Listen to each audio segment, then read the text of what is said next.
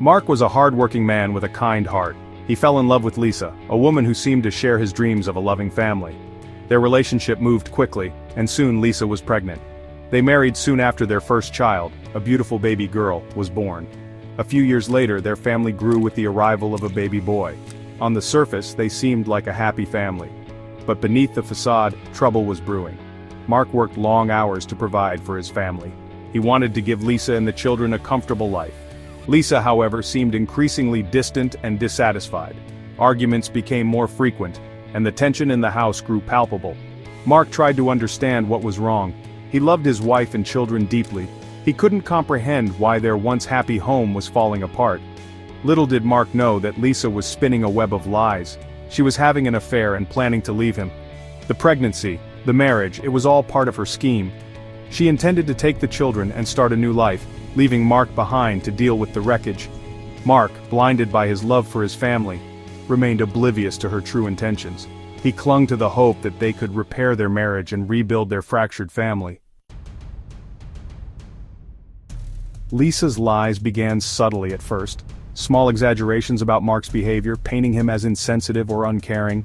Gradually, these lies escalated into full-blown fabrications. She accused Mark of being emotionally abusive, of controlling her every move, of being an unfit father. She claimed he was drinking heavily, even though he rarely touched alcohol. The situation took a terrifying turn one evening when Mark confronted Lisa about her affair. An argument erupted, fueled by Lisa's anger and desperation to escape the consequences of her actions. As Mark turned to leave, Lisa got into her car. In a moment of blind rage, she accelerated and drove straight at him. The impact sent Mark flying through the air, landing him in the hospital with serious injuries. Recovering in the hospital, Mark struggled to comprehend what had happened. He had been run over by his own wife, the mother of his children. He knew he had to protect himself and his children from Lisa's dangerous behavior. He contacted the police and filed a report, hoping the legal system would hold Lisa accountable for her actions and keep him safe.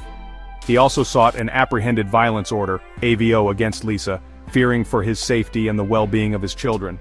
However, to Mark's horror, his pleas for help were met with skepticism and indifference. Lisa, a skilled manipulator, had already begun to weave a narrative of her own. She claimed that Mark had been the aggressor, that she had acted in self-defense. Despite the evidence to the contrary, Mark found himself fighting an uphill battle against a system that seemed more inclined to believe his abuser than the victim. Section 4. The price of silence, the system's failure to protect. The justice system, bogged down by bureaucracy and hampered by a lack of understanding, failed to protect Mark. His application for an AVO was denied. The court, influenced by Lisa's fabricated account, granted her a domestic violence order against Mark instead. This meant that Mark, the victim of a violent crime, was now being treated as the perpetrator. The DVO prevented Mark from having any contact with his children. He was barred from their school and from their home. He was forced to watch helplessly as Lisa continued to control and manipulate his children, all under the guise of legal protection. His pleas for help were ignored, dismissed as the ramblings of a bitter ex-husband. The system that was supposed to protect him had turned against him, leaving him feeling isolated, betrayed, and utterly powerless. Section 5. Poisoned minds. Lisa's manipulation of her children. With Mark out of the picture, Lisa tightened her grip on the children. She began to poison their minds against him, twisting the truth and fabricating stories about his behavior. She told them that their father was dangerous, that he didn't love them anymore, that he had abandoned them. The children, too young to understand the complexities of the situation, were easily swayed by her lies. Lisa used the children as pawns in her twisted game.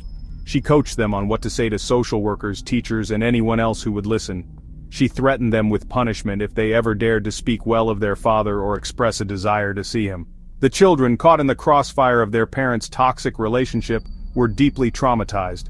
They were forced to choose between their love for their father and their fear of their mother's wrath, a choice no child should ever have to make. Section 6. A desperate escape. The children's harrowing ordeal. One afternoon, after enduring weeks of Lisa's emotional abuse and fearing for their safety, the children decided to run away. They packed a small bag with a few belongings and snuck out of the house while Lisa was distracted. Their plan was to find their father, the only person they believed could protect them from their mother's madness. They had a vague idea of where he lived based on snippets of conversations they had overheard. They set off on foot, their little legs carrying them as fast as they could go. As they walked, they talked about their father, clinging to the happy memories they shared before the nightmare began. They imagined his warm embrace, the sound of his laughter, the feeling of safety and love that surrounded them whenever he was near. They didn't get far. Lisa, realizing her children were gone, flew into a rage. She jumped into her car and sped off in pursuit, determined to hunt them down and drag them back to the prison she had made of their home. The kids were wandering aimlessly, lost and scared, when a kind passerby noticed their distress. He approached them cautiously, offering help and comfort. The kids, initially hesitant, eventually trusted him and shared their ordeal. The passerby immediately called the authorities, ensuring the kids were safe and taken care of.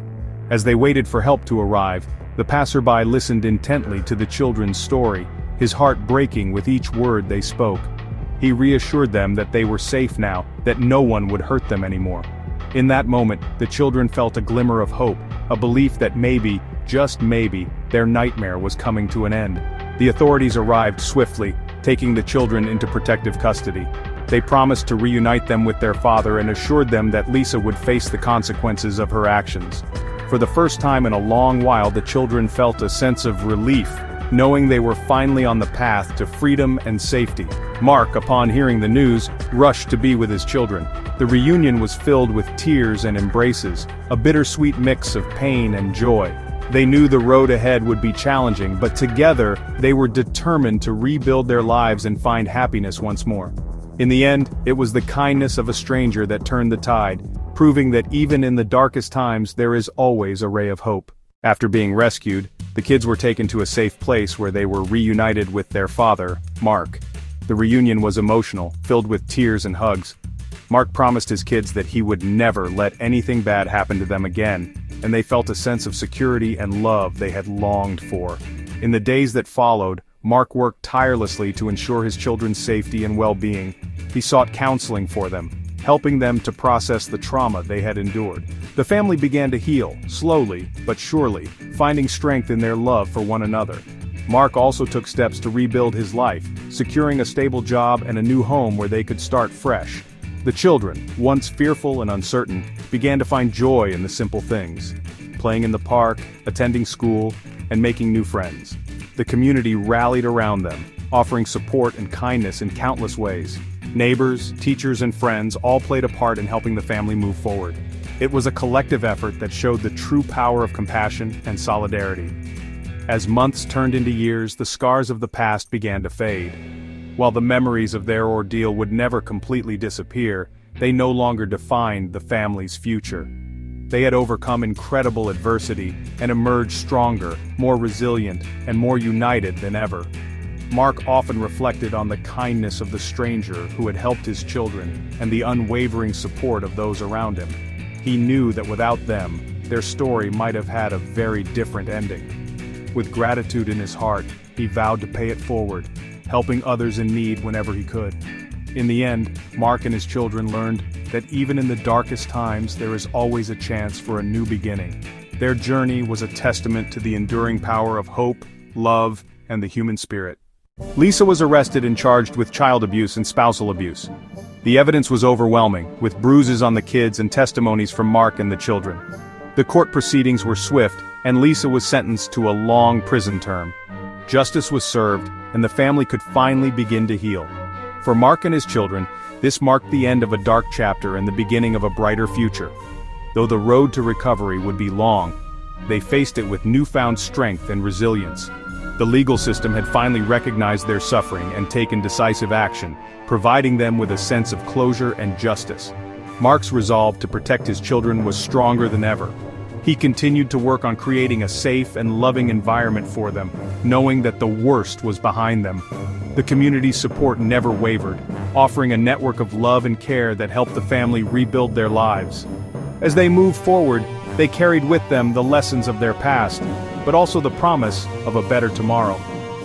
The family's journey was far from over, but they faced it together, united by the bond that had only grown stronger through their trials.